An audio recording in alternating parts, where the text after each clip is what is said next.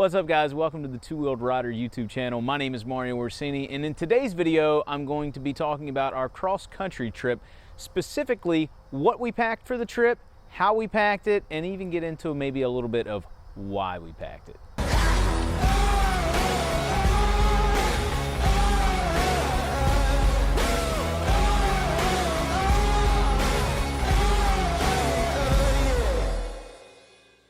Now, for simplicity purposes, we're going to start with the tank bag because it carries the least amount of stuff. Then we're going to work our way to the saddlebags and then eventually work our way back to the top case. Now, when it comes to the tank bag, I have the KTM quick release tank bag. Really like this bag, and I'll get into a little bit more about it when we shoot the video about modifications and about the bike itself. But let me just show you what's inside. So in this left side pocket, basically the only thing I've got in there is a bunch of change. Now, I did put some GoPro batteries and stuff. I would always put my fresh ones in here, and then as they wore out during the day, I'd move the other camera batteries that had worn out over to the right-hand side of the bag.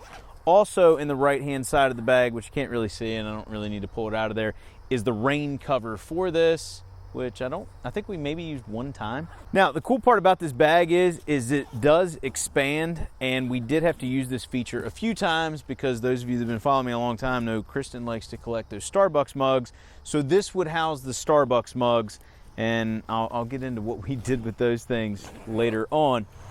All right, so as I'm editing this video, I realized there's one thing I didn't touch on, and I said I was going to talk about the Starbucks mugs for just a second.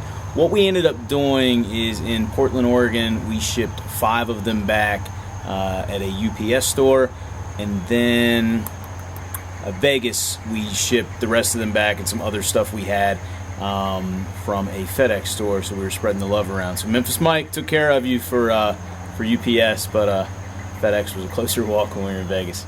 But typically inside the bag, or at least the way we started and kind of the way we ended, what you'll find is my point and shoot camera, which a lot of the off the bike footage for the travel videos was shot on, plus this Joby GorillaPod tripod.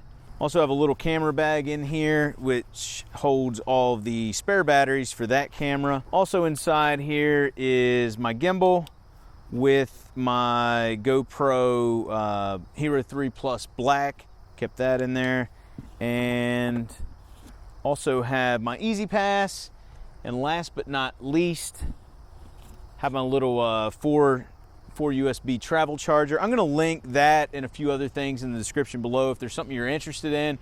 If it's available on Amazon, I'm going to link it below so you can check it out. They are affiliate links, so it does help the channel. But I love this travel charger. I actually own 2 of them. I take it with me pretty much everywhere we go. It comes in very handy when we need to charge up the headsets, GoPro batteries, all those sorts of things. Next up, we're going to talk about what was packed in the left saddlebag. Now, this is the bigger saddlebag of the 2 saddlebags. And of course, this is the one Kristen gets to use. So inside of it, you will find one of the KTM bag liners.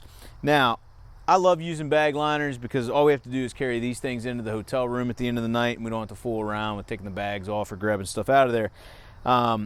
Also here, with the bag liner inside the bag, we've managed to fit my jacket liners in here. Now, at some points in time, her jacket liner was in here. Sometimes my jacket liners were in my own.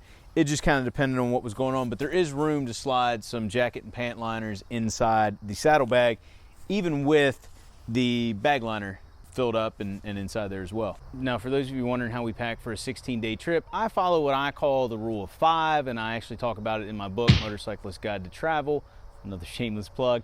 Anyway, so basically what that means is we pack for 5 days, we do laundry on the 5th or 6th day, however that works out, and then we use those clothes again for 5 more days, and then we do laundry again in 5 more days. It's almost impossible riding 2-up to be able to pack for 16 days without doing laundry along the way.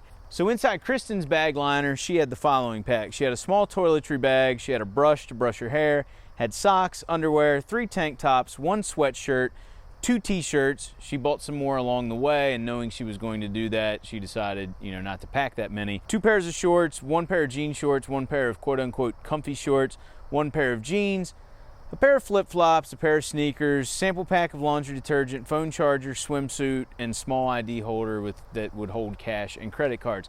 Now, that does sound like a lot of stuff to fit into this bag, but keep in mind, Kristen's a relatively small person, so you know, her clothes don't take up near as much space as, you know, what my clothes will take up.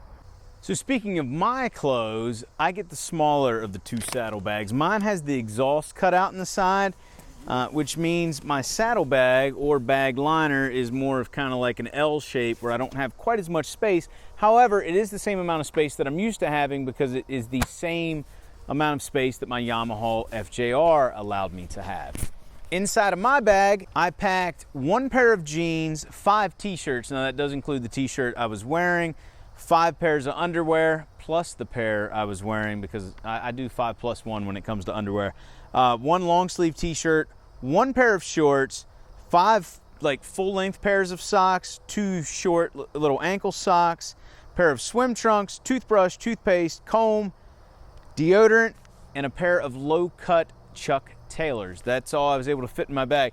Now I will give you a tip on fitting shoes in your bag, fellas. I wear a size 12, so I would pack my entire bag and then put the shoes on top after I put the bag liner in, and that seemed to work really well. Now before we move on to the top case, let me talk about what's under the rear passenger seat. Now if we take a look under the passenger seat, we do see a few things. Let's talk about this first. I did a video on this about chain adjustment. This is something that allows chain slack measurement to be very, very easy. This is from Motion Pro. Definitely check this tool out. I did bring a socket. This is to fit the rear axle in case I were to have to adjust the chain tension. Didn't end up using this. I'll talk about this in a future video. Also have the KTM toolkit, which honestly is one of the nicest toolkits I've ever had for a motorcycle. Have a tire pressure gauge, and then I also have my my documents here, both insurance and registration. And finally, last but certainly not least, let's check out what's inside the top case because I got all kinds of stuff in here. So if we take a look in here, you're gonna see all kinds of things. Let's break them down. First off, we do have a selfie stick with a GoPro case on it. We used this like once, and it's just a little too wobbly, so it got retired relatively quickly, so I probably won't ever be packing this again. We've got a couple of pairs of sunglasses here. These are Kristen's, these are mine. We also have a package of two-wheeled rider stickers. Actually handed out quite a few of these along the way, and as you'll see in the videos, I put them up on a lot of state welcome signs. Over here, an invaluable tool that you should take with you on every trip. This is a motorcycle cover.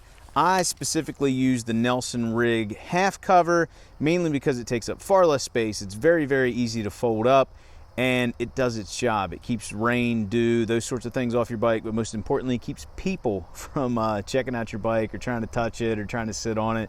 You'd be surprised at things people would do, or at least attempt to do on your motorcycle. So highly recommend this, especially since it doesn't take up that much space. We'll go ahead and talk about this next. This is a custom-made plate for my side stand and center stand. You can use this to set your center stand on, or you can use it for the side stand. Really what it's for is if you're parked in an asphalt parking lot, it'll keep your either kickstand or side stand from sinking. I talked about this in a recent video on one of our travel trips where my bike did sink a little bit because I forgot to bring this along. Brought it along with me this time. All right, what should we talk about next? Let's talk about the DJI drone. This is the DJI Mavic Pro. That is the Mavic Pro on this side, the remote on this side, the special charger adapter, the charger, 2 extra batteries. It all fits up really nice and compact.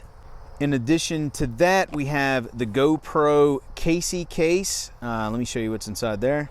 I'm not gonna go over everything, but I will go over a few things. This is my S120, my point and shoot charger. We've got some GoPro battery chargers and cables. We've got an iPhone charging cable. We also have the Sena headset cables. I've got my Garmin cable. I've got the little backpack displays. There are a bunch of little GoPro attachments in here, but this case keeps them all nice and compact and doesn't take up too much space. Next up, we're going to talk about this little net case. I did not start out with this. Initially, I just had the MacBook cable and plugs by themselves, and I had this 2 terabyte hard drive. I realized pretty early on that the MacBook did not have enough hard drive space to back up all my video files, so I went out and bought an additional 1 terabyte hard drive.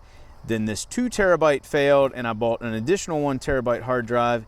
Long story short, or long story long, I bought this little net zipper case at Walmart in the automotive section. It was like $4, and you got like 3 of these cases. and it was great for bundling all this stuff up. So I have 2 hard drives, another little bag in there, and the wall outlet adapter for my MacBook. Also inside this case, like I said, is a 2 terabyte hard drive. I know I just mentioned the MacBook. This is my MacBook Pro. It is a 13.3 inch. I've got the little Amazon Basics neoprene cover on it. It just sat in there real nicely, as you see. Underneath the MacBook Pro is this, it's got an H on it for like helicopter, but it's basically like a drone takeoff pad, and it all folds out of there, kind of like a car windshield sun blocker. Ended up not using it on this trip. I'm glad I had it. I'm sure I will use it in the future, but it didn't take up too much space, and yeah, whatever, brought it along. Back here in the back corner, you can tell some of these have been used. These are microfiber towels. Brought some of these along. This one was used, the black one was used to clean up the face shields. This one was used to clean up the dirty stuff on the bike. This one was used to just polish some stuff up. While I started out with Liquid Performance, I quickly ran out of it and picked up a bottle of the Honda spray cleaner and polish. It's one of the smaller bottles. It works really, really well, and it's great for keeping your headlight, windshield, helmet, all that sort of stuff clean. Always take some sort of cleaner along with you on a big trip. As you can see here, I have the Stop and Go tubeless puncture kit. Inside this kit, you have everything you need to fix a punctured tire, including a little air compressor that you can either hook up via alligator clips to your battery, or this one also has the cigarette lighter attachment if you have that available on your bike. Something else I brought along is this little thing from Helmet Lock. This is a carabiner clip, but what sets it apart from other carabiner clips is it opens up this way, so you can lock one helmet onto your bike, or you see I've got the little cable here, and we can lock 2 helmets on. We did use this a decent amount, and I've had this for a couple years, and highly recommend these things if you need a way to lock your helmets on your bike. Now, I know some of you will say, well, you can just lock them in your saddlebag. Well, that's great if you're not using your saddlebags for your luggage. Down to the last couple of things. I'm not really sure which one's more important. One of them is a can of chain lube that I use at the end of each day. The other one is a flask. If you like to drink from time to time, bring one of these along. A lot of states have some weird alcohol laws, and you might not be able to buy what you want, so bring a little with you. And finally, last but not least, those of you that have read my book will probably laugh at this a little bit. The original GPS, the Rand McNally Atlas. I still bring this bad boy along with me on every trip, despite the fact that I have a Garmin 590 LM, despite the fact that I have an iPhone 7, despite the fact that I bring a damn MacBook along with me. This thing can't be beat. I did use it a half a dozen times on the trip. For $7.97, this might be your best investment for motorcycle traveling. All right, guys, so that's pretty much it. That is everything we packed on this trip. That was for a 16-day trip, 15 nights. If you've got any questions, comments, why did we bring something along? Why didn't we bring something along? Let me know in the comments section below. Obviously, a lot of you aren't going to be taking near as much camera equipment as what I took. I also had the GoPro mounted on my helmet, but I shoot motorcycle travel videos, so I kind of need that stuff. But anyway, I hope you guys enjoyed today's video. If you did, please give me a thumbs up. If you're not a subscriber, consider hitting that subscribe button down below. If you've got any other questions, comments, let me know in the comments section. I always enjoy the conversation. And as always, I'll talk to you again soon.